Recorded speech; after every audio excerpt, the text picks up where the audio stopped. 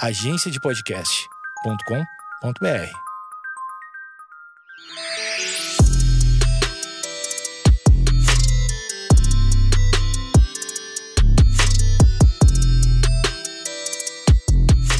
Olá, está começando mais um Vaginaria Podcast. Aqui você encontra conteúdo para libertar, acolher e divertir mulheres. Eu sou Feminiza. E eu sou Fê Villarrodona, e no episódio de hoje nós vamos falar sobre as leis que toda mulher deve saber. Pra ajudar a gente, obviamente, uma advogada, porque a gente não sabe de nada, Fernanda Ávila vai nos ajudar e vai contar muitas coisas que a gente deveria ter aprendido na escola, mas a gente não aprendeu. Então prestem muita atenção, pegue um caderno, uma caneta, senta, pega um chá, ouça esse episódio com muita calma. Se você ficar com alguma dúvida, quiser contar alguma coisa, segue a gente lá no Instagram, @vaginariapodcast, e conta pra gente.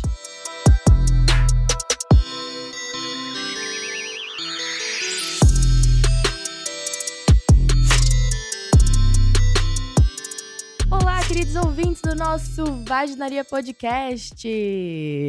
Tudo bem com vocês? Tudo certinho? Hoje vocês estão preparados para uma mega de uma lição. Senta, pega um caderno, fecha a porta, presta atenção. Pior que é mesmo, né? Tipo, eu acho que esse é um episódio importante a gente avisar antes. A pessoa tem que pegar um papel, uma caneta, tipo... Se quiser ouvir no carro também pode ouvir, mas depois vai ter que ouvir de novo. Exato. Se você se perder no meio do caminho porque vai ter muita informação acontecendo, não é culpa nossa. Vai ouvindo e pausando. A gente avisou. Quem está conosco? Quer se apresentar? Posso me apresentar. Eu sou a Fernanda de Ávila. Eu tenho um Instagram chamado Me Conta Direito. E eu trabalho com direitos femininos, direitos gerais, né? Mas eu sou especializada em direitos femininos. Amém. Maravilhosa. Eu queria só fazer um adendo que eu achei muito chique, a nossa convidada, tá, gente? Ontem eu tava assistindo o podcast da Camila Frender no banho, lá, despreocupada, de repente, na hora que ela se apresenta, eu falo, não, é a minha convidada também! Estamos chiquérrimas. Estamos muito chiques, sério, a gente tá muito chique. Muito obrigada, meninas. Eu agradeço a oportunidade de estar aqui para falar sobre um tema que é tão importante, né? Que todo mundo deveria saber sobre, conhecer melhor os seus direitos, principalmente as mulheres que são muito oprimidas hoje em dia. Na verdade, são faz muito tempo, né? Desde sempre, mas continuam sendo em pleno século XXI, o que não deveria mais acontecer. Na verdade, são os direitos que são recentes, né? A opressão é antiga. A opressão é antiga, os direitos são recentes. Direito à novidade. Mas assim, mesmo existindo os direitos, a opressão continua. E acho que esse é o maior absurdo, né? Esse é o problema. A primeira coisa que eu gostaria de falar sobre esse tema é que a mulher que ouvir esse episódio esteja preparada pra virar um repelente de homem. Porque pela minha experiência pessoal, eu percebo que quanto mais eu sei sobre os meus direitos, mais medo os homens têm de se relacionar comigo. Mas aí louco. fica mais fácil você encontrar um homem que respeite os seus direitos. Também, tô ótima. Afinal de contas, eu conheço bastante direitos femininos e estou casadíssima com um homem que respeita muito os meus direitos. Até porque ele não tem a chance de sair da linha, né? Não, ele não tem. Não tem a menor possibilidade. Mas acho que ele também nem quer. Ele é um cara muito bacana. Ele é massa. Show. Então, amiga, sabe por que eu tive a ideia de fazer esse episódio? Porque quando eu conheci a Fê... vai ficar bem difícil eu falar Fê e Fê agora. A Fê é advogada? Quando eu conheci a Fê advogada, ela me contou de um negócio que eu não tinha a menor ideia que era crime. E eu fiquei tipo, a gente precisa muito fazer um episódio, tipo, com todas as leis que todas as mulheres deveriam saber e que a gente deveria aprender na escola. Que era aquela da camisinha. Stealthing. Como escreve? É S-T-E-A, igual steal, Tá. de roubar, stealthing, Tá. de coisa em inglês. Uhum. O stealthing, ele é uma prática em que... Ela é muito comum nos Estados Unidos. Aqui no Brasil, você escuta poucos casos ainda, até porque as pessoas não sabem que isso é um crime, né? É aquela prática em que o cara tá transando com a menina. No meio da transa, a menina consentiu em transar, ela aceitou aquela relação porque seria com camisinha. Então, tava tudo certo que eles iam transar com camisinha. O cara, às vezes, reluta um pouco, mas ele fala, não, beleza, já que você quer com camisinha, vai ser com camisinha. No meio, discretamente, ele tira sem que ela perceba a camisinha. E aí, continua. E no final, ela percebe que a camisinha tava o tempo inteiro em cima da cômoda e fala pra ele... Você tirou? Ele fala, tirei, você nem percebeu, olha só. Gente, vamos pôr uns caras na cadeia? Eu já tenho uma lista. Não, eu não vou nem comentar quantos caras vão pôr na cadeia. Isso pode ser considerado uma violação mediante fraude, violação sexual mediante fraude. Por quê? Você aceitou transar com aquele cara porque seria de camisinha. Então, você aceitou um tipo de relação sexual. A partir do momento que a camisinha foi tirada, você está exposta a doenças, o cara não sabe, às vezes, se você toma um anticoncepcional, se você não toma um anticoncepcional. Então, assim, você tá exposta a riscos, né? Gente. Então, isso é crime, porque ele te enganou pra transar com você. Tô Então, chocada. ele te levou... Isso vale muito pra relação sexual entre homens e mulheres e também entre homens e homens. De qualquer jeito, é um crime. Então, é uma coisa Mas bem aqui no relevante Brasil que as pessoas não sabem. Aqui no Brasil Também é é. violação. Ele pode se enquadrar em violação mediante fraude. Uma violação mediante fraude que as pessoas não sabem, que é muito comum também. Médico. Você vai no médico pra fazer um exame médico. Você não vai no médico pro médico te bulinar, entendeu? Cara. E aí tem médico que se aproveita. Então você foi lá pra fazer um exame acreditando que você ia fazer um exame médico e, na verdade, o cara tá se usando da profissão dele, se utilizando da profissão dele pra se aproveitar de você. Isso é violação mediante fraude também. Eu posso falar uma coisa que é muito louco. Eu acho que eu vou compartilhar só pra deixar, sei lá, as mulheres alertas. Eu fui me tocar que isso aconteceu comigo anos depois. Ginecologista? Não, era um médico. Eu nem sei o que era o médico. Eu fui fazer um exame nesses laboratórios, tipo, que todo mundo vai. E era um exame de ultrassom do estômago. Era isso, sabe? Era alguma coisa que tinha que fazer um ultrassom na minha barriga. Nem lembro qual que era a causa. E aí eu cheguei lá, o cara mandou eu tirar toda a minha roupa. Amiga. Tipo, toda a minha roupa. Minha blusa, meu sutiã, minha calcinha, tudo. Até a calcinha. Tudo. Não existe isso, mano. E eu tinha, sei lá, 13 anos. Puta merda. E aí, eu tirei, né? É um médico. É médico pedindo, Pô, você acredita. Você Porque acredita. normalmente o médico é um profissional que a gente dá uma credibilidade muito grande. Né? Ele sabe o que ele tá Então, falando. assim, mulheres, fiquem atentas. Nossa. Se tiver alguma prática de algum médico que você não se sentiu confortável, fala pra ele te explicar. Por que eu preciso tirar toda a minha roupa se você vai examinar só a minha barriga, entendeu? Exato. A gente precisa saber dessas coisas. E aí, a sorte é que teve uma enfermeira que ela entrou e sentou numa cadeira. E aí ele falou, não precisa, tá tranquila. Ela, não, vou ficar aqui. Cara. E ela ficou. E aí, tipo assim, eu só não tava entendendo, sabe? O que tava acontecendo. Só deixei acontecer. Ela entrou, pôs um lençol em cima de mim e ficou o exame inteiro sentada num canto ali. Porque ela se recusou a sair. Ela deve ter visto ele fazer isso porque N ela vezes. sacou que não era a situação mais comum do mundo, mas também não quis criar um dissabor na empresa que ela trabalha e tal. Então ficou ali. Falou, ponto, vou ficar aqui que eu protejo essa menina. Sim.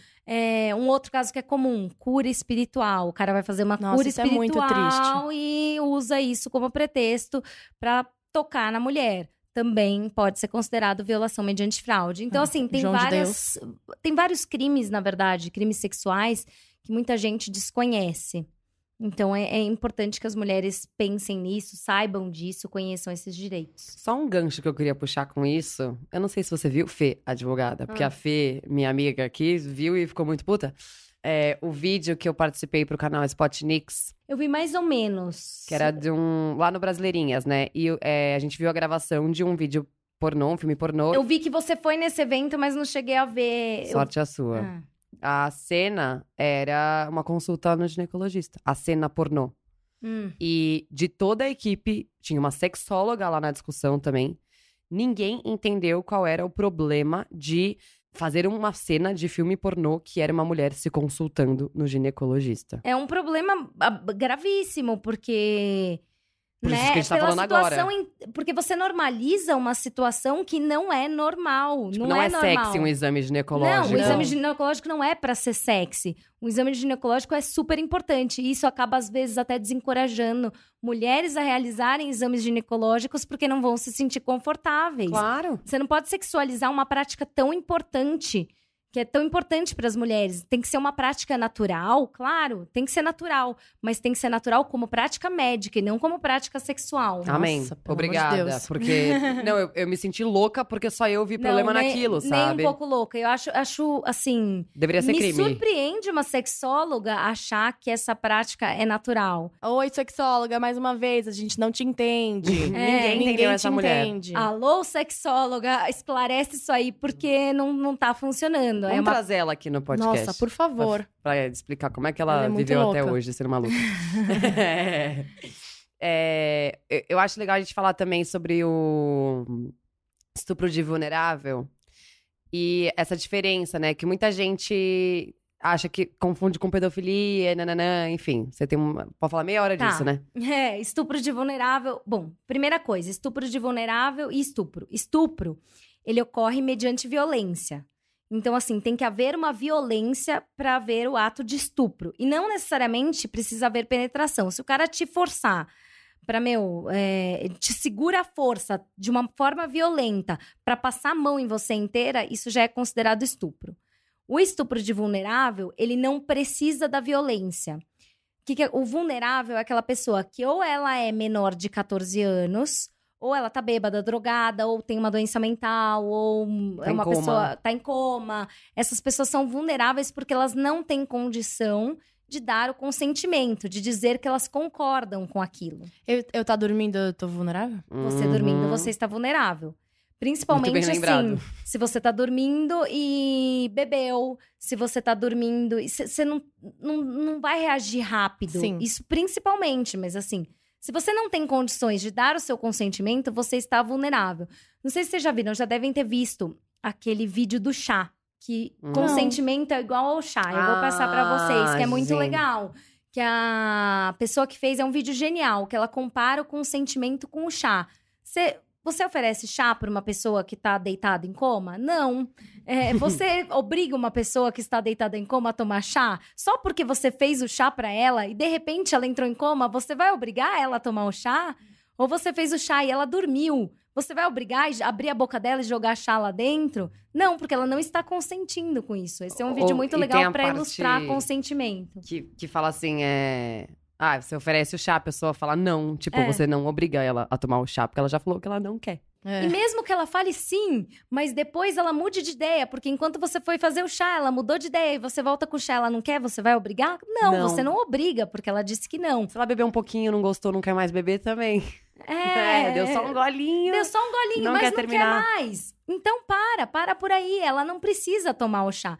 Então, mais ou menos isso. E a pessoa vulnerável, ela não tem condição de dar o consentimento. Inclusive, os adolescentes e crianças menores de 14 anos, não importa se eles deram consentimento ou não. Falar, foi uma menina de 13 anos, mas ela quis.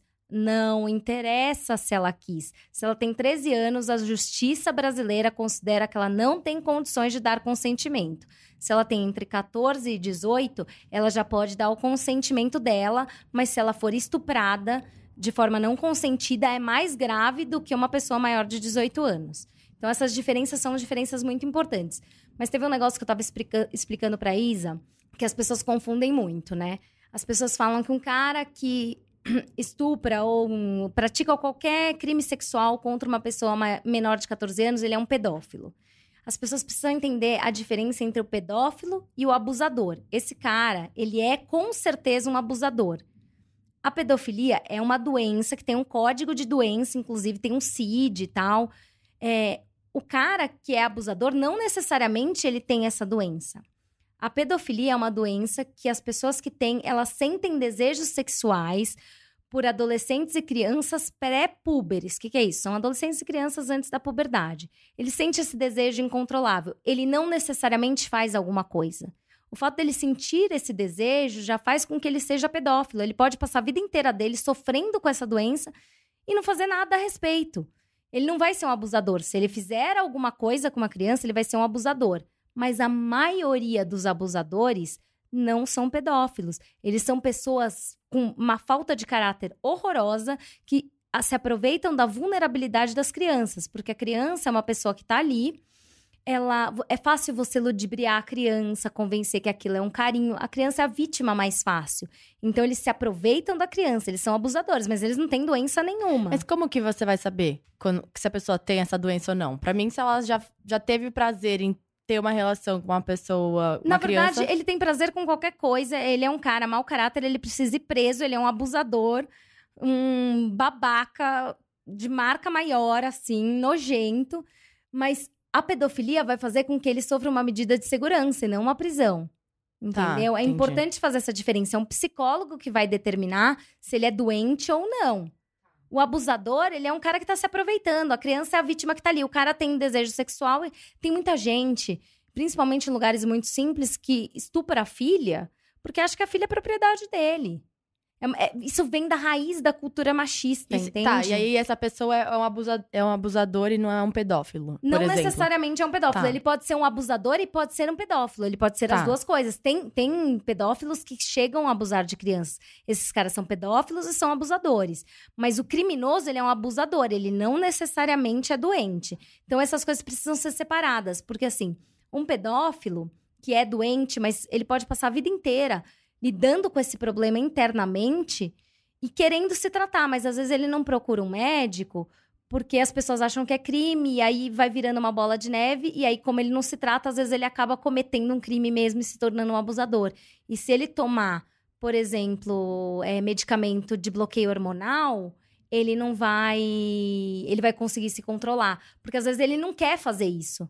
Mas ele perde o controle. Esse é o pedófilo. A partir do momento que ele perdeu o controle, não tem jeito, ele virou abusador. Tá. Agora, o abusador é um cara que ele tá ali, ele quer satisfazer a lascívia, né? Que a gente chama como lascívia. Mas como o nosso canal Me Conta Direita Sem Juridiquês, tô só explicando que a lascívia é o desejo sexual. Ele quer satisfazer a lascívia dele, o desejo sexual dele.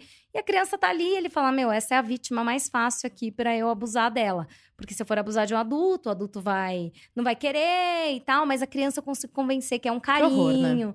Então vai meio que por esse caminho. Então, assim, o cara é criminoso mesmo. Então, assim, chamem de abusadores. Eles são abusadores e criminosos. É só uma questão de nomenclatura mesmo.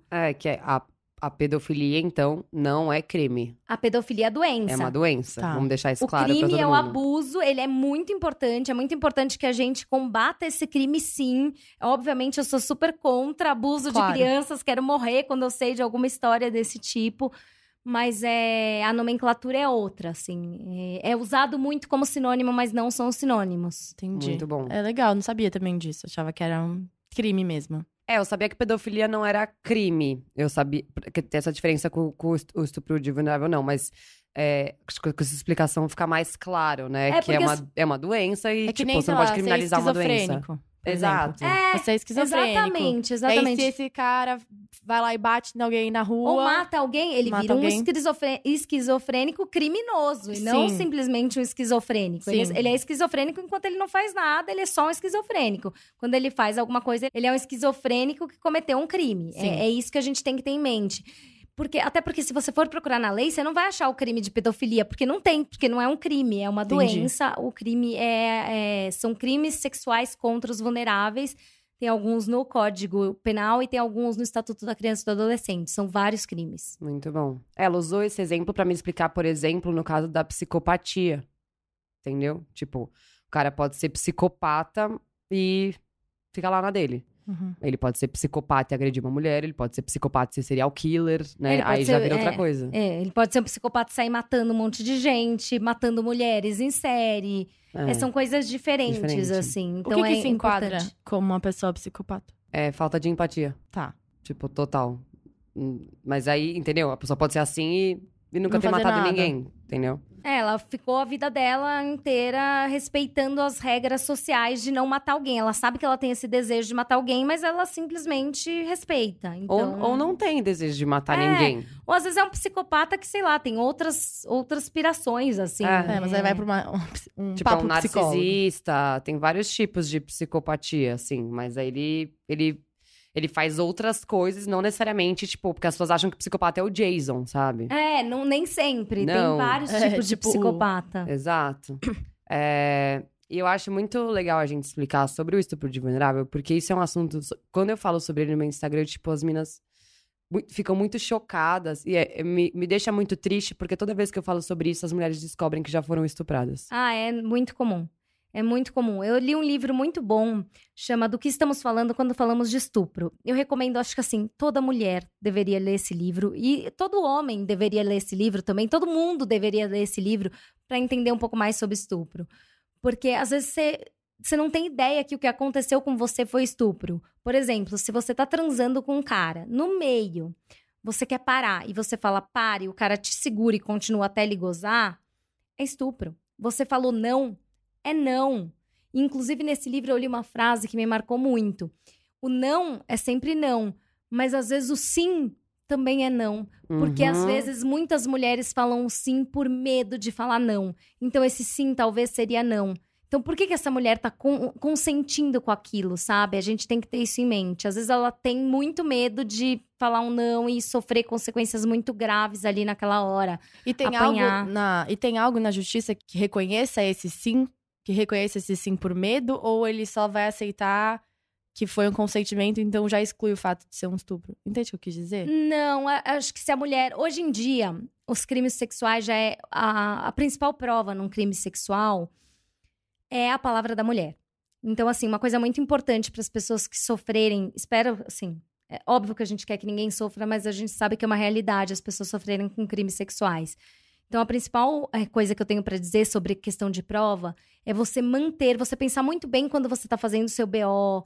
Durante o processo, você vai ter que fazer um depoimento durante o inquérito. Então, toda vez que você der o seu depoimento, tentar seguir mais ou menos o mesmo depoimento, sabe? Eu sei que é difícil, porque a gente, quando passa por isso, tá numa situação muito vulnerável.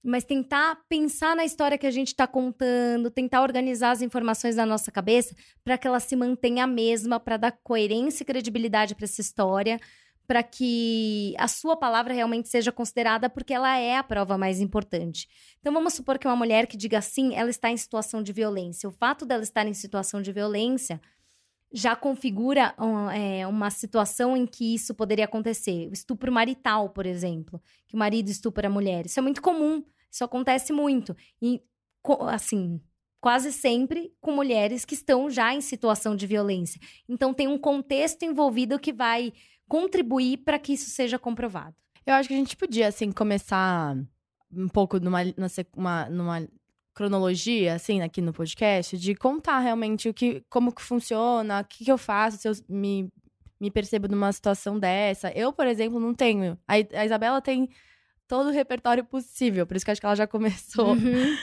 um pouco pra frente, assim, no assunto. Mas eu queria que você contasse, assim, como que é esse processo? Se eu fui violentada, o que eu faço? Tá. A primeira coisa que você vai fazer é procurar uma delegacia, se tiver uma delegacia da mulher na sua cidade, melhor. Tem cidades que não tem delegacia da mulher. Por exemplo, aqui em São Paulo tem.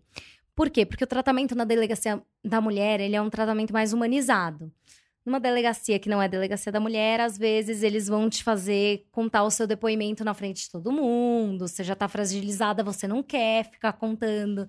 E assim, nem sempre as pessoas podem, mas se puderem ir acompanhada de um advogado, é bom.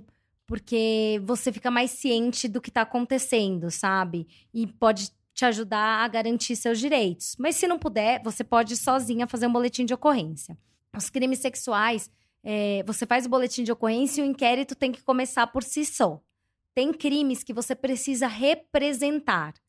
Então, você precisa dar uma autorização para que o processo, para que tudo continue. Mas não é o caso dos crimes sexuais. Os crimes sexuais são crimes sem representação. Você vai lá e faz o seu boletim de ocorrência. Não é você que vai entrar com a ação. Porque a gente entende que é o Estado, porque esse é um crime que é de interesse geral de todo mundo que ele seja punido, né?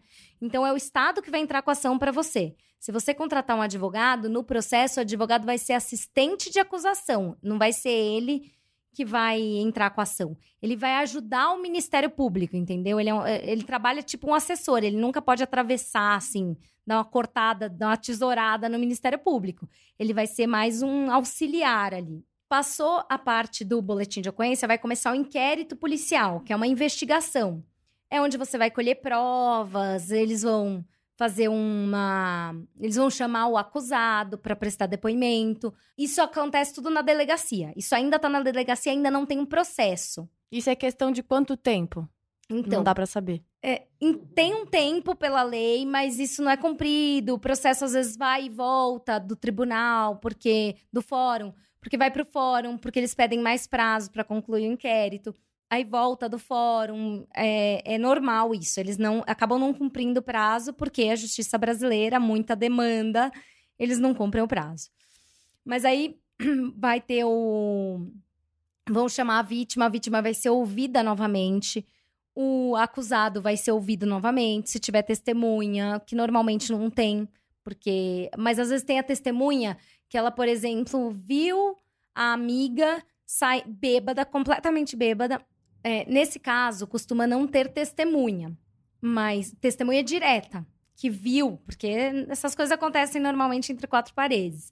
Mas sempre tem aquela amiga que viu a amiga saindo bêbada com o cara da balada. Ela é uma testemunha indireta. Só corroborando o que a Fê falou, eu não tive uma testemunha do meu caso de estupro, mas eu tinha uma amiga que estava comigo na festa, então ela foi comigo até a delegacia dizer que estava comigo quando eu conheci o cara, ela comprovou cada drink que eu bebi pra dizer o quão bêbada eu estava. Ela morava comigo, então ela disse que ela me viu entrando em casa com ele, tudo isso. Então, ela é uma testemunha indireta e é uma testemunha muito importante. Então, isso é prova. Uma coisa que as pessoas não sabem que é prova. Gente, troca de mensagem na rede social, você pode usar como prova. É um crime muito importante. Então, assim, tudo que você tiver sobre o caso, tipo, mesmo que não seja uma amiga, uma colega que te viu saindo bêbada com o cara da balada, o porteiro que te viu entrando no prédio com o cara, eles podem ser testemunhas indiretas. Então, aí vai colher prova. A fase do inquérito é a fase de investigação, que vai colher prova. Depois disso, finalizou o inquérito, o delegado vai mandar um relatório para o Ministério Público. O Ministério Público vai ler aquele relatório e vai decidir se ele pede mais prova, pede para produzir mais prova, porque ele acha que tem indícios de que aquele crime aconteceu, mas ainda está faltando coisa para fechar o quebra-cabeça. Ou ele arquiva, porque ele fala, não houve crime aqui, ou ele apresenta a denúncia. A denúncia, na verdade, a gente chama de denúncia o boletim de ocorrência, né? O boletim de ocorrência ele é uma notícia do crime, na verdade. A denúncia é o que o Ministério Público apresenta para o juiz. É tipo uma petição inicial, assim, sabe? Ele faz lá uma petição e apresenta para o juiz falando, olha, juiz, esse crime aqui aconteceu com fulana, tal. O Ministério Público ele é como se fosse o seu advogado. É ele que vai te defender e acusar o cara. Aí o juiz recebe essa denúncia. O juiz pode receber, falar, beleza, vou receber e vai rolar um processo. Ou o juiz pode falar, não recebo, manda arquivar. Por isso que é tão importante você produzir provas durante o inquérito. Porque se o MP ou o juiz decidirem arquivar, é muito difícil, só com prova nova, aí já é mais uma complicação processual. Então, é muito importante você produzir prova durante o inquérito. E aí, passado isso, começa a ação penal mesmo.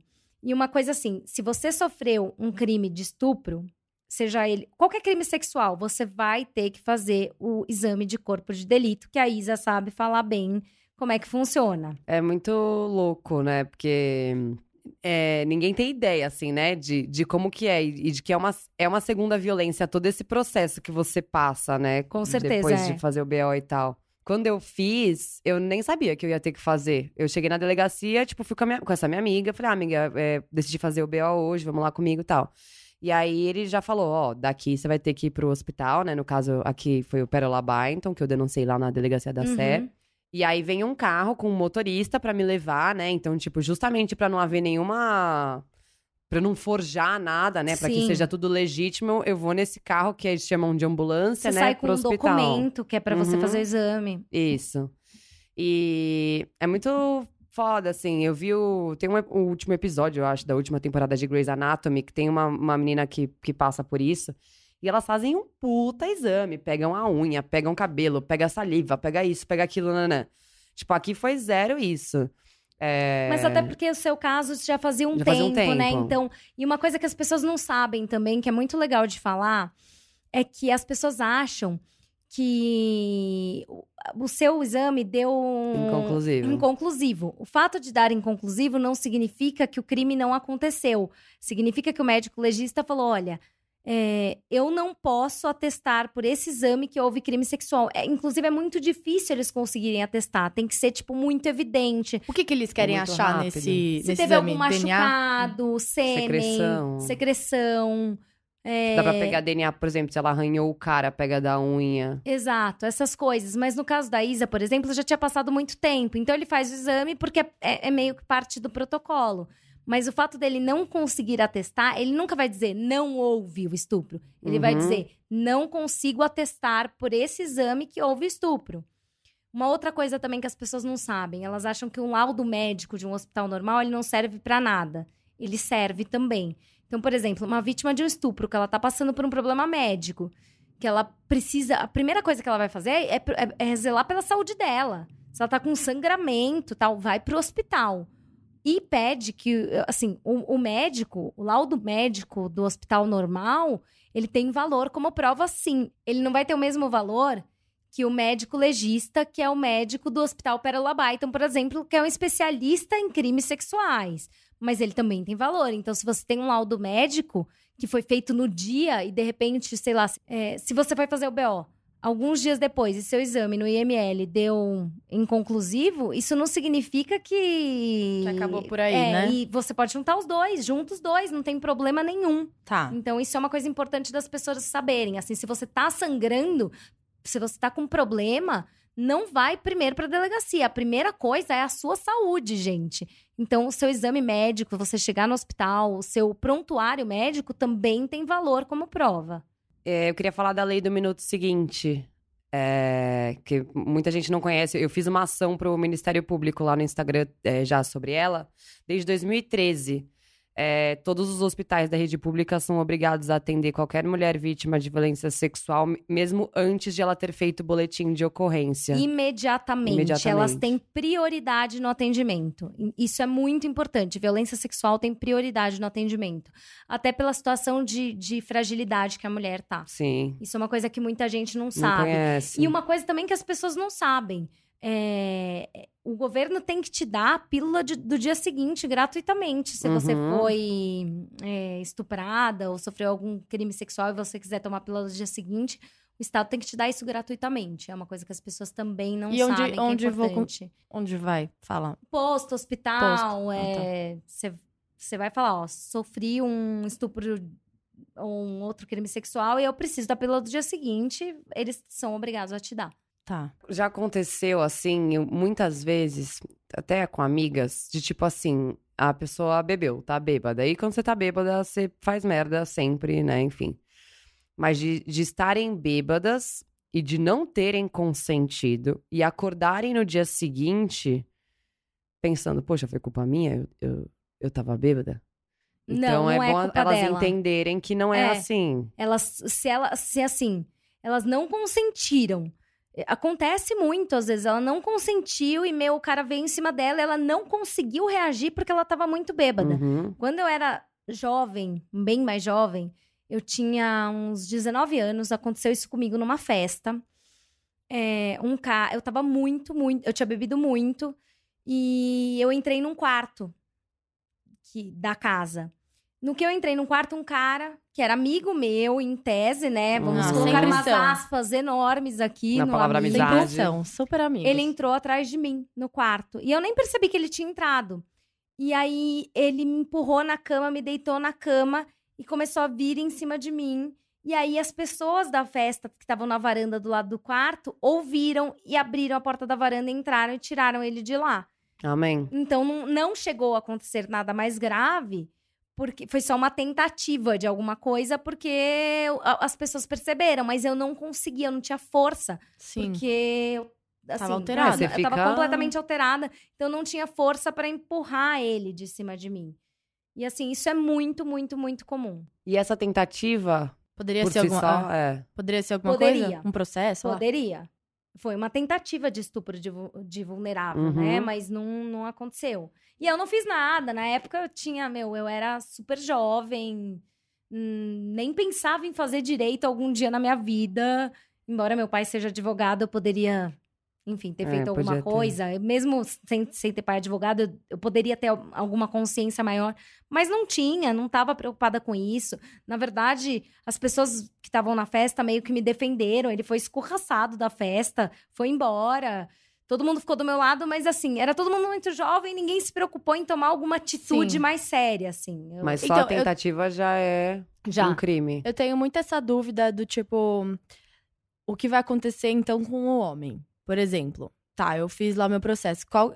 Ele vai ser preso. Se tudo der certo, a ideia é dele ser preso. Com a graça de Deus. Ele vai preso se no final do processo ele for condenado. Mas pode ser que antes, por alguma razão, tenha uma prisão preventiva dele. Mas ele vai preso definitivamente se no final do processo ele for condenado. Não, às vezes eu fico em dúvida, por exemplo, se eu vou lá fazer o meu BO, porque eu fui violentada, qualquer coisa que tenha acontecido, se o objetivo final é realmente que o cara seja preso. Porque, por exemplo, o caso do Neymar. É isso que eu ia entrar. Muito No bom. caso do Neymar, por que então ela quer ganhar dinheiro em cima disso? Onde que entra isso? Onde que a pessoa vai ter uma indenização ou vai ser a prisão do cara? Tipo, qual que vai ser a pena, entendeu? Então, o cara vai ser preso, mas o processo penal é uma coisa, o processo civil é outra. Você entrou com processo penal. Você, depois que terminou, até antes que terminou o processo penal, você pode entrar com uma ação de indenização por danos morais na esfera civil. São duas coisas diferentes. São duas coisas diferentes. A única coisa é que enquanto tiver coisas pendentes de decisão no processo criminal, a ação civil vai ficar parada. Então, tem gente que acha que ela queria ganhar dinheiro. Mas as pessoas acham, na verdade, no caso da Nájila, que ela queria ganhar dinheiro porque ela ia falar, olha, pra ficar quieta, entendeu? Muito mais isso. As pessoas acho que nem fazem ideia de que ela poderia entrar com uma ação, se ele fosse condenado, ganhar uma ação de indenização por danos morais. Então, independente da condenação, ela poderia entrar com a ação, entendeu? Mas a ação ia ficar parada até a solução do caso. Mas as pessoas acham que seria mais um cala-boca mesmo. Entendi. A galera viaja muito, cara, nessas histórias, assim. Eu já vi falarem das groselhas mais malucas. Eu vou até falar algumas aqui pra gente quebrar esses mitos. O primeiro deles, que era até isso que eu ia falar, assim. Muita gente acha, tipo... Ai, fulana denunciou estupro ou denunciou um caso de violência doméstica falso pra ganhar dinheiro. Ou eu já ouvi de um amigo meu da faculdade falando assim, porque eu tenho um amigo que foi condenado porque a ex-namorada falou que ele agrediu e foi injustamente condenado, porque na verdade ele não fez nada. E eu falei, ele foi condenado a quê? Teve que pagar a cesta básica. Nossa, Maria da Penha nem tem difícil. essa pena, né? Nem tem não tem pena alternativa, né? Não tem... Então, é uma coisa que as pessoas não sabem também. Primeiro, pegando o gancho do que você falou, é muito difícil uma pessoa fazer um BO e reviver aquela história. As pessoas não fazem ideia do que é sofrer uma violência. Uma violência física, moral, psicológica, patrimonial, que aliás é uma Pelo violência amor que as de Deus. pessoas nem sabem que Eu tô existe a guardando violência esse patrimonial. Então, a gente vai falar sobre isso, que eu acho que é muito importante falar. Mas é muito difícil a mulher... passar por isso, até porque ela é julgada até pelas próprias mulheres. Então, imagina pelos homens, né? Então, eu acho que é muito difícil a mulher enfrentar tudo isso. Em segundo lugar, uma coisa que muita gente acha que qualquer coisa dentro da Lei Maria da Penha é crime. Nem tudo é crime. Por exemplo, uma violência patrimonial, ela não necessariamente é um crime. O que acontece? Às vezes o cara, ele, esconde os bens da mulher. Ou até, limita ela economicamente e ela acaba ficando presa naquele relacionamento porque ela tá economicamente presa, porque ela não tem condição de trabalhar, ela fica com ele porque ela tem um filho pequeno, 2 filhos pequenos, 3 filhos pequenos, não tem como trabalhar porque ela tem que cuidar dos filhos e o cara sustenta a casa e ela fica naquele ciclo de violência e não consegue sair por causa disso. Então, isso acho que é uma coisa... Nem tudo na Lei Maria da Penha, por exemplo, uma violência psicológica, ela não necessariamente vai ser um crime. O cara, ele pode cometer uma violência psicológica de maltratando ela sem agredir verbalmente, sem agredir fisicamente. Ele vai só causando um dano moral mesmo naquela mulher. E isso você vai cuidar disso numa ação civil e não numa ação criminal, não é um crime. Isso é interessante também, né? Porque é uma coisa que é bem complicada de explicar. Primeiro gancho que você falou, eu acho isso muito louco, as pessoas pensarem que de qualquer forma é tranquilo ou vantajoso para uma mulher fazer uma denúncia e falar uma história que é mentira. As pessoas não têm a menor ideia do que é a pressão de estar numa delegacia fazendo um BO com o escrivão na sua frente e ficar revivendo aquilo e falando detalhes, enfim. A maior loucura da minha vida, assim, hoje, quando eu paro e penso, é ter passado por tudo que eu passei, ainda ter gente que achar que eu inventei qualquer história, assim, E o quanto isso é comum. Eu já passei numa situação que eu tava fotografando com um fotógrafo que conhecia o meu agressor. E eu falei, então, lembra que eu te falei sobre aquela história de violência que eu vivi? Então, foi fulano. Ele falou assim, tem que ver qual que é a versão dele, né? Tipo, meu anjo, não tem versão. Tô te falando que ele me agrediu. Por que eu estaria inventando que uma pessoa me agrediu? Não, e principalmente, você vai inventar que uma pessoa te agrediu fisicamente, entendeu? Você vai expor a sua vida, você se expõe. Quando você vai numa delegacia fazer um boletim de ocorrência sobre uma violência física, você está se expondo. E você precisa reviver tudo aquilo, é muito difícil. Então, assim, ninguém inventa esse tipo de coisa.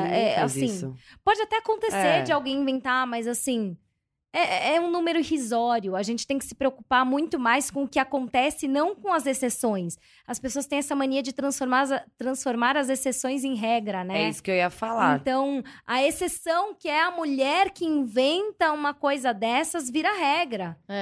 É como se tivesse uma epidemia, né? Exatamente. A regra é acontecer a violência. E não ser punido. E não a mulher mentir. A regra é acontecer e não ser punido. O que é pior de tudo. Uma coisa que eu acho que é legal da gente falar aqui é a diferença entre os números que você pode ligar. Tem o 180 e tem o 190. E as pessoas não sabem a diferença desses dois. O 180, ele é voltado para as mulheres em situação de violência doméstica ou familiar. Então, se você está numa situação de violência doméstica e familiar, você pode ligar lá para pedir uma orientação do que fazer. E eles têm contato, inclusive, com as autoridades policiais. Se você estiver correndo risco, eles podem mandar uma viatura na sua casa. Esse é o 180.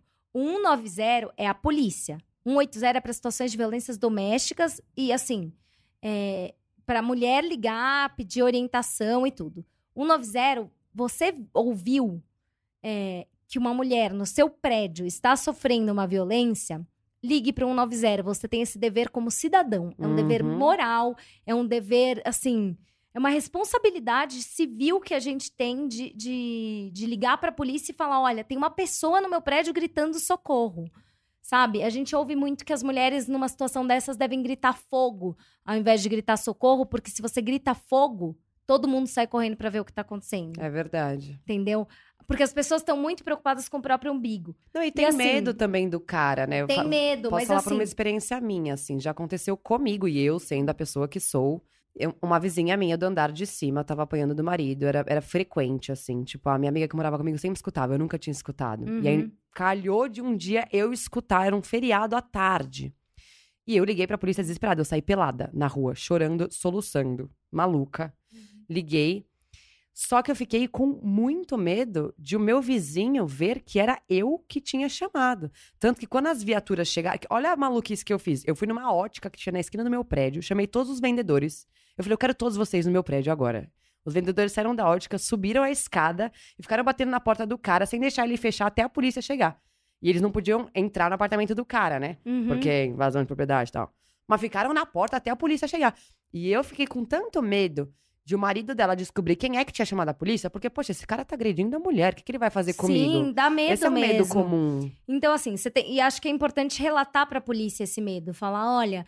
Eu não quero, eu tô com medo desse cara, inclusive. Então, relatar isso, mas assim, se você ouvir uma mulher pedindo socorro, faça a sua parte, liga pra polícia, entendeu? E você, às vezes a gente não sabe de onde tá vindo. Você tá ouvindo um grito e você não sabe de onde tá vindo. Você fala, meu, tem uma casa, por exemplo, a gente tá aqui no andar alto. Você tá olhando ali pra baixo, tem umas casas, aí você fala, eu sei que tá vindo um grito de uma casa, mas eu não sei qual é. Você vai dizer pra polícia. Eu tô na rua da minha casa, tem várias casas, e eu tô ouvindo um grito, eu não sei de qual casa é. Eles têm responsabilidade de procurar.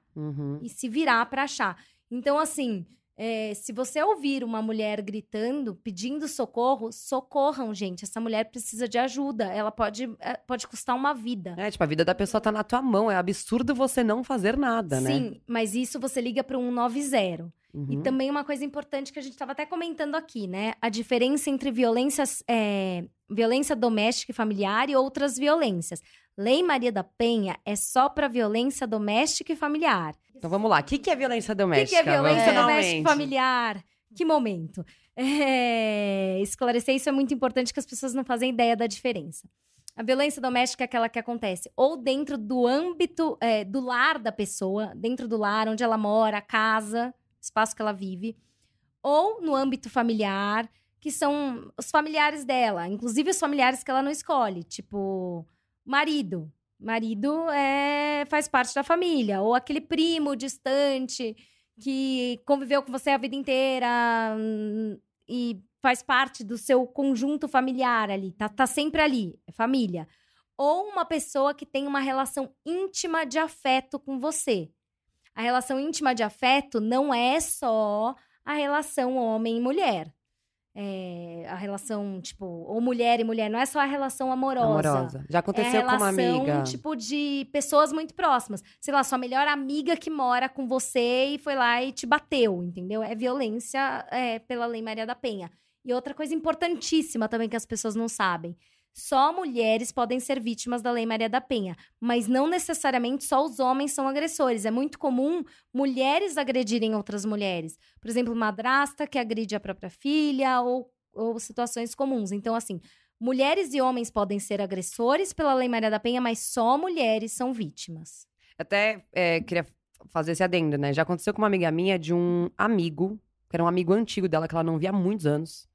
Do nada, o cara pirou e começou a perseguir ela, tipo, loucamente, assim. Fazer ameaças e nananã. Pela Lei Maria da Penha, ela conseguiu uma medida protetiva.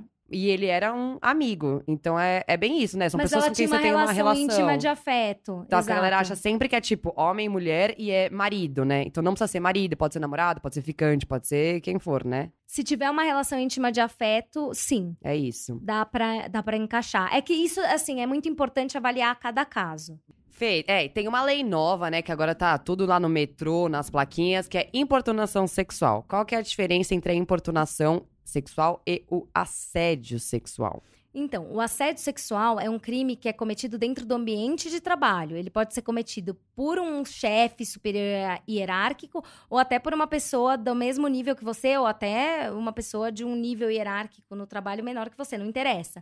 Mas quando alguém tenta obter alguma vantagem sexual em cima de você no ambiente de trabalho, mas ele é só pro ambiente de trabalho.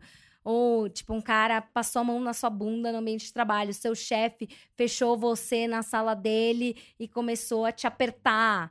Assédio sexual. Falou umas coisas impróprias ali. Assédio sexual. Um desconhecido na rua, no metrô, te deu uma encoxada, palpou sua bunda. Importunação sexual. Esse crime é novo e ele veio por causa de vários casos que estavam acontecendo. Especialmente um que teve uma repercussão muito grande aqui na cidade de São Paulo, que foi no ônibus que o cara ejaculou no pescoço da mulher, né? Uhum. E na época não tinha um crime que definia essa conduta. Hoje tem. Que absurdo. Que é importunação sexual. Mas isso é muito comum. O direito penal, ele funciona assim, né? As condutas vão aparecendo. E quando elas acontecem pela primeira vez, pelas primeiras vezes, não tem no código, né? Você não pode punir uma coisa que não tá lá. Uhum. E antes tinha um crime que era de ato libidinoso. Agora é importunação sexual. Tá, legal. Então, o cara que fizer algo do tipo ejacular no pescoço de alguém... E uma cantada na rua? Então, como esse crime é um crime novo, a gente não sabe muito bem como vai funcionar. Tem entendimentos diferentes. Tem gente que acredita que uma cantada na rua é importunação sexual. Eu entenderia que sim. Mas tem gente que entende que não é importunação sexual. Tem gente que entende que é elogio, não é mesmo? Tem gente que entende que é elogio. Então, vai depender do juiz que você pegar, vai depender da condução desse processo. Então, assim, tem gente que acha que gostosa, eu te levaria pra cama agora, é um super elogio. Então, é um crime mais, assim, como é muito novo, a gente vai ter que ver como é que a coisa vai andar. O crime é do ano passado, né, de 2018. Então, vai ter que ver como é que a jurisprudência, para quem não sabe, jurisprudência é o conjunto de decisões do nosso judiciário. Tem que ver como é que vai ser a construção dessa jurisprudência ao longo do tempo. Oremos. O maior mito da galera, assim, eu vejo, de entender. As pessoas acham que, assim, primeiro, tem 2 mitos.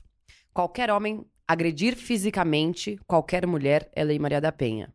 É isso que as pessoas acham. Não, tipo, super não pra caralho. A gente já vai desmistificar isso. Outra coisa que sempre falam é tipo, a mulher pode bater em homem, só homem que não pode bater em mulher. Tipo, não, meu anjo, não é bem assim que funciona. Sim, já rolou uma pergunta no nosso Instagram do Me Conta Direito, falando se tem uma lei equivalente para os homens. E não tem uma lei equivalente para os homens, porque assim, se uma mulher bater em um homem, ele vai responder pelo Código Penal. Lesão corporal, ou seja lá o que for. Ela vai responder, né? Ela vai responder pelo Código Penal. Lei Maria da Penha é só pra violência doméstica. Inclusive, se um cara bater numa mulher, um desconhecido... Por exemplo, quando eu era bem criança, uma vez minha mãe estava andando na rua e um velho deu uma bengalada nas costas da minha mãe. Mas ela achou que era um velho doido e foi embora e não fez nada. Mas se ela quisesse ter feito alguma coisa, ele ia ser processado e julgado pelo Código Penal. Então, assim... Que é lesão corporal, se fosse hoje, na época nem existia a Lei Maria da Penha, mas se hoje acontecesse alguma coisa desse tipo, ele não ia responder pela Lei Maria da Penha, ele nem conhece minha mãe. É um cara X que tava passando na rua e deu uma bengalada nela. Não tem nada a ver com Lei Maria da Penha. Lei Maria da Penha é aquilo que eu falei. Violência doméstica e familiar. Não tem nada a ver com violências na rua. Um cara que resolve brigar com uma menina na balada, que eles nem se conhecem, ele resolve bater na menina. Lesão corporal. Se houver lesão corporal, né? Entendi. Se ele der um empurrão na menina, xingou a menina e deu um empurrão, às vezes é uma injúria real. Então, não necessariamente é lesão corporal. Ele vai ser processado pelo Código Penal pelo crime que ele cometeu. E não vai envolver a Lei Maria da Penha nesse caso. Que nem o caso da influenciadora que aconteceu agora, né? Exatamente. No restaurante. Que o Sei se chegou a saber. Não fiquei sabendo. É um imbecil que deu um soco na cabeça dela no meio do restaurante. Porque, não tem nada a ver com Lei Maria da Penha. Segundo ele, ela também violentou ele fortemente. Ele podia ter perdido a visão com água nos olhos. Porque ela jogou um copo de água na cara dele, porque ele foi um estúpido. Ela foi reagir apenas com um copo de água. E segundo ele podia ter perdido a vida. Então ele deu um soco na cabeça dela, foi isso. Super proporcional, assim, a ação dele. Igual. Tipo, isso seria o quê? Só pra galera entender. É um homem que agrediu fisicamente uma mulher. Por que isso não é Maria da Penha? Porque ele não tem nada a ver. Ele nem conhece, ele não sabe nem quem é. Essa menina nem sabe quem é ele. Ela nunca teve nenhum tipo de relação. Eles não moram na mesma casa, eles não são familiares. Eles são duas pessoas X que se encontraram no restaurante, rolou um desentendimento, ele agrediu ela. Depende do soco desse cara. Um cara dando um soco numa mulher, a gente presume aí que rolou uma lesão. Vai responder por uma lesão corporal. Rolou super. Ela foi parar no hospital. Eu não vi como é que foi. Dependendo da lesão, vai ser lesão corporal leve, média ou grave. Aí isso daí já é parte do judiciário que vai enquadrar, enfim. Não... Então, vamos lá, recapitulando. Se uma mulher agride fisicamente um homem, isso não é liberado por lei. Não, ela não vai ficar impune, vai sair feliz, saltitante, falando, eu posso bater em todo mundo. Não vai acontecer. Vou sair dando soco porque agora tem Lei Maria da Penha e eu posso. Não, ela não pode, gente, não pode. Mulheres não podem bater nos homens só porque existe a Lei Maria da Penha. Isso é uma loucura que eu não sei de onde surgiu, é uma piração. É uma piração. Então, não. Ela vai responder pelo Código Penal. Ninguém pode bater em ninguém. A gente tem uma lei que diz que ninguém pode bater em ninguém, gente. Não somos anarquistas ainda. Não tá rolando isso ainda. E outra coisa muito comum é, primeiro, acham que é só, né, de qualquer homem pra qualquer mulher e que é só violência física. Não, de jeito nenhum. Pelo amor de Deus. Aquilo que eu falei. Violência patrimonial, violência psicológica, mas não necessariamente é crime. O que é violência patrimonial? A gente não chegou nesse ponto, a gente pode explicar os tipos. Eu falei um pouquinho sobre isso. A Lei Maria da Penha, ela traz vários tipos de violência. Violência moral, violência psicológica, violência patrimonial. Moral? Eu falei moral, né? Física, psicológica, moral, patrimonial, enfim. Uma série de violências.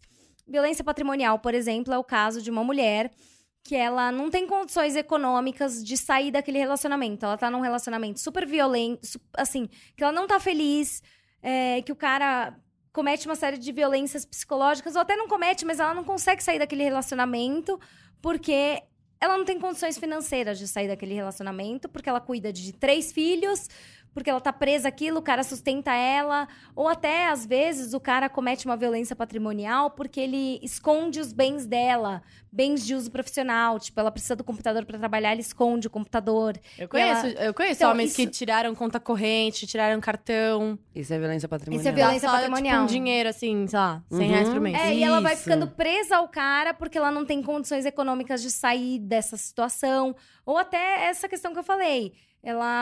Ele esconde os bens dela que ela precisa para trabalhar. Nesse caso, cabem algumas medidas protetivas, porque as medidas protetivas não são só para o cara não se aproxima de você. Por exemplo, pode ter uma medida protetiva para retirar os bens da casa. Tem várias coisas que dá para fazer dentro da Lei Maria da Penha, assim. Inclusive, até dá para solicitar uma pensão para a mulher, para que ela se mantenha até ela conseguir se estabilizar na vida dela, entendeu? Até ela se recolocar no mercado de trabalho. Então, dá para fazer várias coisas de acordo com a Lei Maria da Penha. Uma coisa muito legal que me explicaram quando eu fui na delegacia fazer minha denúncia, e que eu nem tinha me ocorrido falar isso, me perguntaram se ele danificava meus bens materiais, como ele danificou o meu carro, por exemplo. E a explicação que a delegada me deu pra isso, né, é que, por exemplo, um cara que pega o seu celular e taca na parede, ou risca o seu carro, e até já vi caso que machucava os pets da mulher, cachorros e gatos. O que ela me explicou é, tipo, ela falou assim, é muito simples, ele está fazendo com todas essas coisas o que ele gostaria de estar fazendo com você. A violência patrimonial é uma forma que o agressor busca de minar a autonomia financeira da mulher. Então, ele vai tirando o patrimônio dela, ele tira o dinheiro dela pra deixar ela refém daquela situação. Isso seria, por exemplo, eu contei pra Fê agora há pouco. Olha que coisa maluca que meu ex-namorado fazia comigo. Ele me dizia que ele não tinha dinheiro, me pedia emprestado todo o dinheiro que eu tinha na minha conta. Tipo assim, vou viajar, tô sem grana. Eu tinha R$700, dei 650 pra ele. Isso era uma forma dele garantir que eu não ia sair da minha casa, porque eu não tinha dinheiro, enquanto ele não voltasse e me pagasse. Violência patrimonial. Totalmente violência patrimonial. Porque ele restringia sua liberdade, ele restringia sua autonomia mesmo, de fazer as coisas. Você ficou com R$50 por uma semana, porque ele tava com todo o seu dinheiro. Olha que absurdo. E ele te ludibriou pra fazer isso. Então, é uma violência patrimonial. Então, isso são coisas que as pessoas não fazem ideia, que são violências. E elas acabam se submetendo a isso por não saber como sair dessa situação. Então, assim, um conselho que eu posso dar para as mulheres que estão em situação de violência: liguem 180 e peçam informação. Outra coisa que é importante as mulheres saberem: você ter uma rede de apoio. Além do 190 e o 180, 190 é a polícia, 180 é apoio para as mulheres em situação de violência. Ter uma rede de amigos, que é o seu SOS Amigos, assim. Que são pessoas para quem você vai contando o que tá acontecendo. Pode ser uma pessoa, que você conta meio que o que tá acontecendo. E uma coisa importante de falar: quando uma amiga estiver em situação de violência, nunca cheguem com o pé na porta. Porque essa amiga pode estar numa fase do ciclo da violência ou em outra. Você não sabe em que fase ela tá. O ciclo da violência, ele começa com o cara conhecendo a menina, o cara coloca essa menina num pedestal. Normalmente são mulheres que estão numa situação frágil, de vulnerabilidade, não tão bem consigo mesmas. E aí ele levanta a autoestima dessa mulher, ele endeusa essa mulher, ele faz de tudo por ela, ele mata e morre por ela, e ela fica loucamente apaixonada. Tá tudo bem, e a coisa vai indo bem, ele vai meio que restringindo as amizades dela, vai podando ela numa coisa e outra, mas, ele ama tanto ela, né? Ele é tão fofo, ele é tão carinhoso, ele trouxe um buquê de rosas, ele não quer que eu fale com meu amigo, mas, poxa, ele tá tão carinhoso comigo, ele é tão fofinho, e aí, de repente, um dia, por uma situação X, ele vem e te bate. Ou até, muitas vezes no ciclo da violência, começa com agressão psicológica ou moral. Ele vai e te xinga. Você é uma vadia. E aí, vem a fase 2 do ciclo, que pode ser de duas formas ou até as duas juntas. Ou ele faz você acreditar que a culpa por ele ter cometido aquela violência é sua, ou começa a fase de lua de mel, que ele fala: me desculpa, eu sei que eu errei, mas você é maravilhosa. E aí vem: você é maravilhosa, eu faço tudo por você. Aí o cara faz tudo por você, aí ele é apaixonado. E às vezes ele faz as duas coisas ao mesmo tempo. Olha, eu sou apaixonado, você é maravilhosa, me perdoa, mas olha, se você não tivesse provocado, eu não teria feito isso, sabe? Cara, isso é super demonstrado naquela série. Ai, meu Deus. A coisa mais linda. Coisa mais linda também, mas é uma americana. Na Coisa Mais Linda, super. Essa série, ela rola num momento mais antigo do Brasil, mas ela é muito Continua atual. Tudo igual. É exatamente assim. E aí vai. Aí, novamente, passa um tempo, ele agride de novo a mulher. E essas violências, esse ciclo, ele vai ficando... essas etapas vão ficando cada vez mais curtas e cada vez mais agressivas. Mais intensas, né? Cada vez mais intensas, cada vez mais graves. E pode culminar num feminicídio. Uhum. Pode chegar num feminicídio, que, aliás, é uma coisa que as pessoas acham que é só um nome bonito. É o nome que as feministas gostam de falar. E que é qualquer homem matando qualquer mulher. Primeiro que não é qualquer homem matando qualquer mulher. Um cara que mata uma mulher no semáforo porque ele quis assaltar a mulher... Ele cometeu um latrocínio, né? Que é homicídio... Assalto. Assalto seguido de roubo. De assassinato. Isso, roubo seguido de morte. Agora, o feminicídio é outra coisa, mas o feminicídio está no nosso Código Penal, está lá, não é uma invenção, uma palavra legal, uma palavra politicamente correta, não. Está no nosso Código Penal e é um homicídio mais grave que um homicídio simples. E o feminicídio acontece com mulheres, quando uma mulher é assassinada pelo simples fato de ser uma mulher. Por razão gênero, né? Por razão da sua condição de ser mulher, ela é assassinada. Isso é um feminicídio. Que aí é, por exemplo, no caso de uma mulher que é vítima de violência doméstica, por exemplo, mas também, por exemplo, se o cara estupra a mulher, mata ela depois, né? Sim, aí ela foi morta pela condição de ser mulher, é feminicídio. Só pra completar aqui que a série que eu tava tentando lembrar é Big Little Lies. Ai, todo mundo fala, eu não sei por que eu ainda nunca vi essa série. Nossa, também não, porque tem uma... passa tudo isso que Ai, gente, eu tô muito mal dos nomes hoje. A atriz, a Nicole Kidman, ela é essa mulher que passa por exatamente tudo isso. Todo esse ciclo, sabe? Ela é, tem 2 filhos, a casa perfeita, o marido perfeito, o gato milionário e tal. E aí ele tem uns surtos, assim, de violência, sabe? E logo depois, eles transam. E aí ela acha que, isso que é a única forma com que eles conseguem ter prazer. Ela começa, a entrar numas desculpas mesmo pra ela mesma, pra aceitar aquilo, até que, eles decidem fazer uma sessão de psicologia em casal, como se fala? Terapia em casal. E a terapeuta, percebe de cara tudo que tá acontecendo e chama ela em particular, sabe? Fala, bom, vamos começar nós duas, porque você vai morrer, basicamente isso. E ela demora muito pra aceitar que aquilo tá acontecendo. É que sabe o que é louco? Enquanto a Fê tava falando agora sobre a parte do pedido de desculpa, né, desse ciclo da violência. Eu passei por esse ciclo 1 milhão de vezes com meu ex. E é muito louco porque não só as violências iam ficando piores, como o pedido de desculpa ia ficando cada vez mais exagerado. Então, às vezes ele se jogava no chão, no meio da rua, ele pegava a minha mão e batia na própria cara pra me pedir desculpa. Nossa. E é muito louco. E isso é comum. E as mulheres, normalmente, por que eles fazem isso? Eu já vi isso acontecer com várias mulheres. O cara faz uma merda gigante e aí, sei lá, ele pula de paraquedas no meio do Pacaembu ali pra pedir desculpa. E é isso que ela usa como justificativa pra falar pras amigas assim: não, olha, ele fez tal coisa, mas ele fez não sei o que pra pedir desculpa. Não, mas ele se jogou no chão, ele pegou minha mão e bateu na própria cara. Ele desceu de balão no meio do espaço onde eu trabalho, cantando a minha música preferida com flores. E assim, não dá pra gente julgar as amigas, que foi o ponto que eu comecei, né? Se sua amiga tá numa situação de violência, ela fala isso, você não pode chegar com o pé na porta. Ela nunca chega impondo, nunca chega falando: amiga, você vai fazer um BO.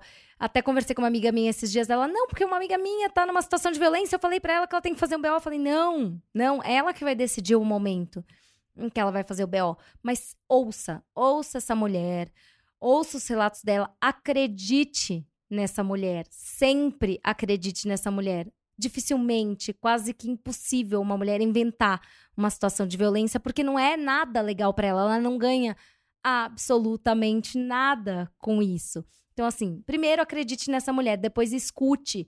E assim, você sabendo, você tendo consciência dos direitos femininos, oriente com todo o cuidado do mundo.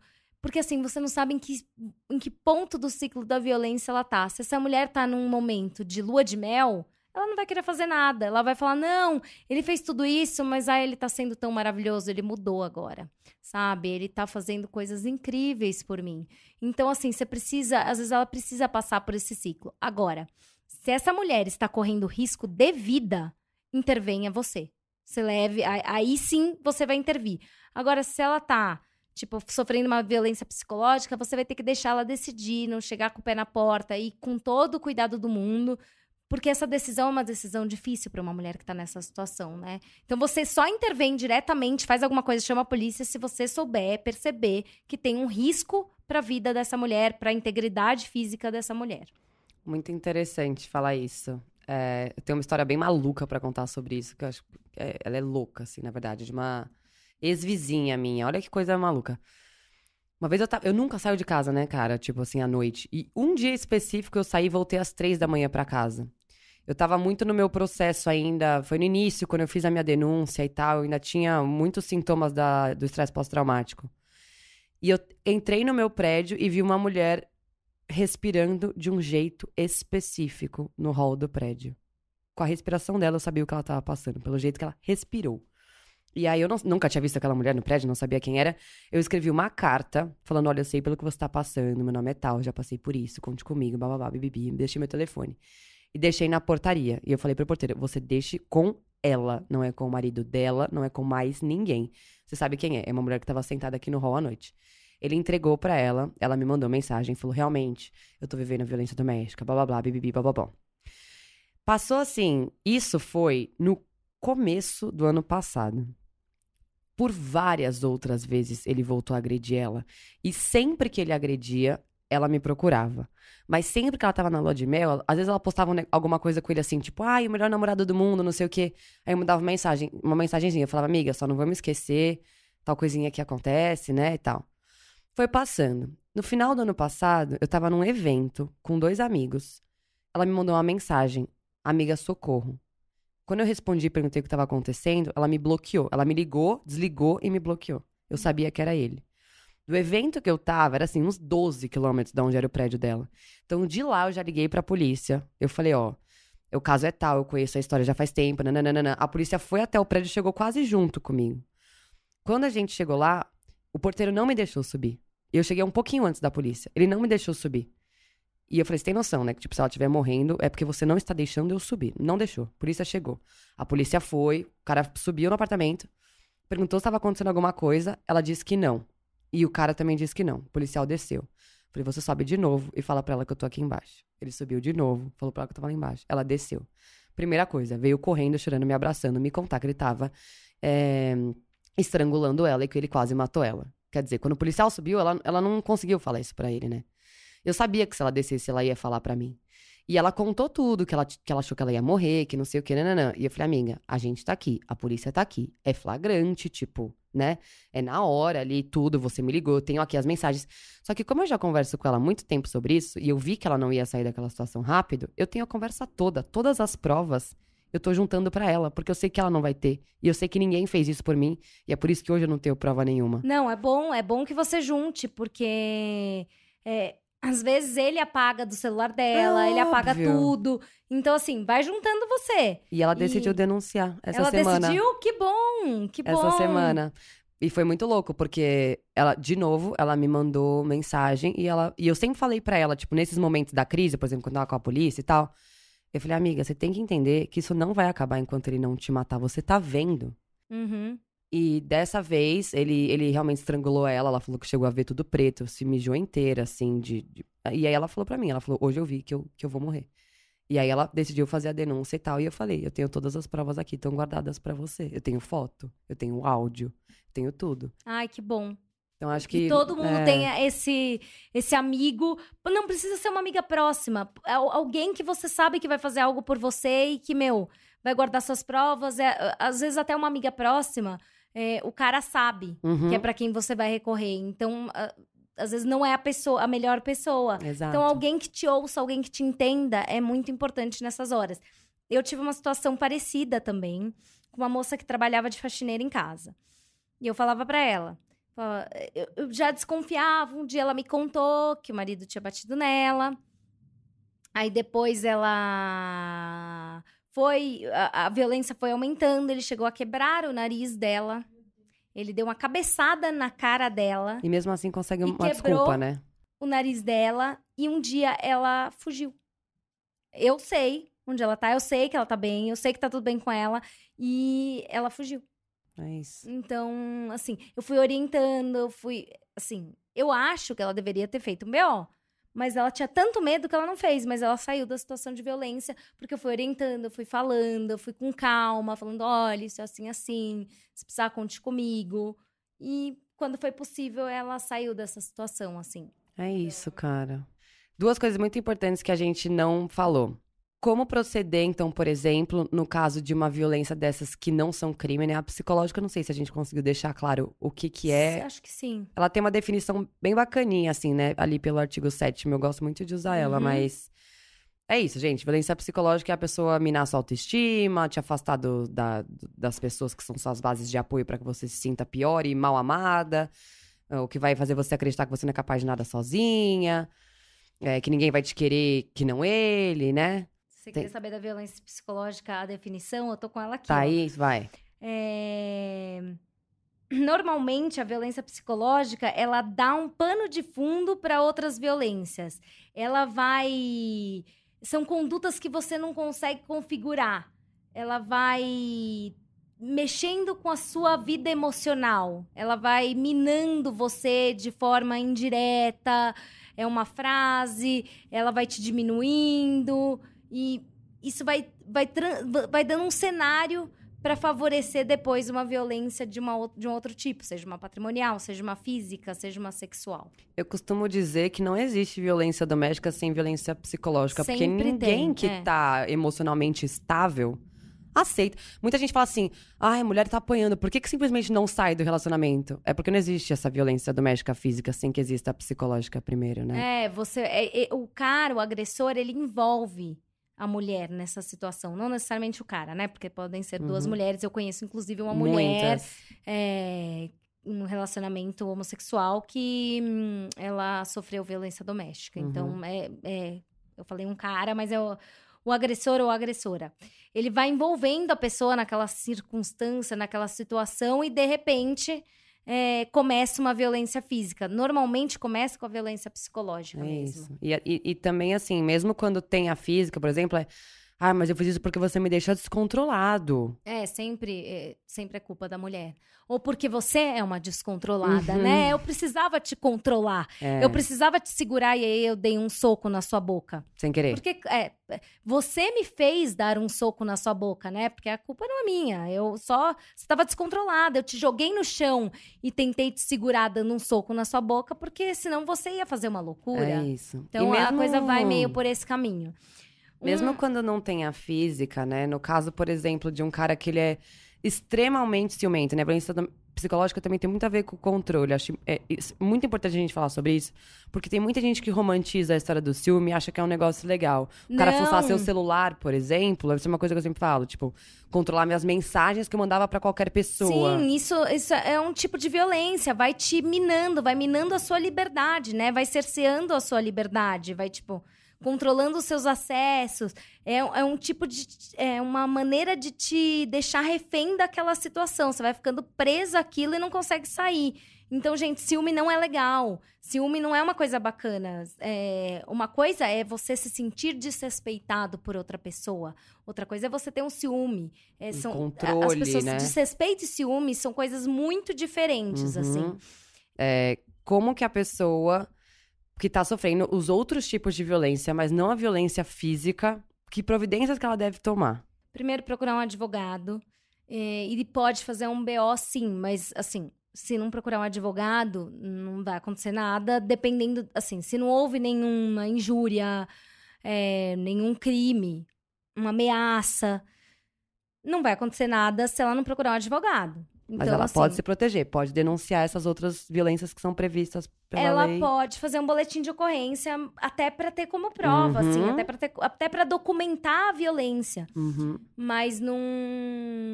Assim, o Estado não vai fazer nada se não for um crime. Criminalmente. Então, o Estado só faz alguma coisa se for crime, senão ela precisa procurar um advogado. Bom, por fim, pra gente terminar explicando aqui como que funciona a Lei Maria da Penha, o que ela pode fazer para proteger as mulheres? Que proteções que ela oferece? Por que ela existe? Então, a Lei Maria da Penha, ela, primeiro, que prevê todos os tipos de violência, o que é muito importante, e segundo, que ela oferece medidas protetivas que o advogado, a pessoa pode requisitar através da delegacia mesmo, ou através de um advogado, para se proteger. A mulher pode se proteger. Inclusive, por exemplo, a mulher pode pedir uma casa-abrigo. Se ela vai para uma casa-abrigo, porque ela tá numa situação de violência bem grave, assim... essa casa, nem o advogado sabe onde ela tá. Ninguém vai saber onde ela tá. Ela fica lá por um período até conseguir se reconstruir e estar pronta para sair.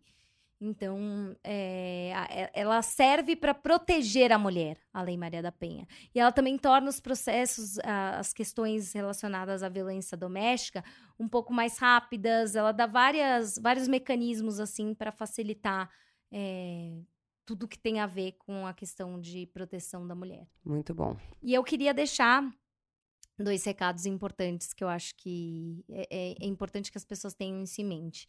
Um é relacionado aos relatos. Se você está numa situação de violência e precisa relatar isso na rede social, porque nada está sendo feito, mas você vê que você tem um bom público, um bom alcance, você quer relatar, mas você quer se proteger, então tenha alguns cuidados em mente, que é nunca mencionar o nome do agressor, nem mostrar uma foto que ele possa ser facilmente identificado, sabe? Porque a pessoa às vezes mostra uma foto que a cara dele tá borrada, mas dá pra ver qual a cor do cabelo, a tatuagem que ele tem no corpo,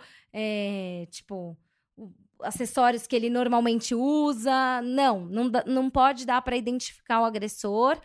E também não colocar nome nem nada, vídeo que ele apareça, nada disso. Essa é a coisa número 1. E o outro recado que eu queria dar... e uma outra coisa que é importante, também não usar, xingamentos, essas coisas, porque você pode ser, a gente fala em revitimização. Ela vai ser vítima novamente, porque ela pode sofrer um processo. Eu sei que isso parece um pouco absurdo, mas ela pode sofrer um processo porque ela expôs o cara e porque ela agrediu o cara. Então, assim, não xingue, não use palavras de xingamento e tal, e não identifique quem é o sujeito que você tá falando. Nem por data, né? Conte o seu relato. Relata, aconteceu isso comigo. Se você tem fotos suas machucadas, você pode colocar suas fotos machucadas, aí é sua responsabilidade, mas não colocar fotos da pessoa, nome, identificação e nem xingar. Essas são as minhas dicas. E a outra que é um pedido, mais do que uma dica. Sempre que você tiver uma situação de violência contra a mulher, faça um boletim de ocorrência. Tem muita gente que fala... eu não fiz o boletim de ocorrência porque não vai dar em nada, não vou fazer porque não vai dar em nada. Às vezes, se você sofre uma importunação sexual no meio da rua e acha que não vai dar em nada, mas isso gera uma série de políticas públicas, porque se várias pessoas fazem boletim de ocorrência naquele mesmo local, talvez vão colocar mais policiamento ali naquele local. Então, assim, talvez não interfira na sua vida, mas a gente não pode pensar só no nosso próprio umbigo. Então, pensar um pouco no coletivo, né? Eu vou denunciar, porque várias denúncias naquele mesmo lugar pode proteger outras mulheres. Então, acho que é esse o recado final que eu queria dar. E, mulheres, não calem, falem. Muito perfeita, nada a acrescentar. Nossa, foi incrível esse episódio. Muito obrigada, Fê, por ter vindo aqui. Pelo convite. Por todas as suas explicações, né? Por esclarecer tanta coisa. Acho que tem muita coisa que a maioria das mulheres não sabe, sobre os seus direitos. Inclusive, eu não sabia muita coisa que aprendi aqui, então obrigada. Então, quando quiserem conversar mais sobre assuntos, estou à disposição. E quem quiser mais dicas, tá lá no @meconta.direito. Só seguir a gente que tem um monte de dicas sobre isso e sobre direitos em geral. Não é só sobre direitos femininos, sobre direitos do consumidor, que é uma coisa que também a gente é muito enganado o tempo inteiro. E é importante a gente saber. Então... Sigam mesmo, gente, que é muito bom. Eu sigo, eu sempre vejo as diquinhas lá, me ajudam. Ai, que bom. Fico feliz em ajudar sempre. Muito obrigada, Fê. Até a próxima, né? Sempre bem-vinda.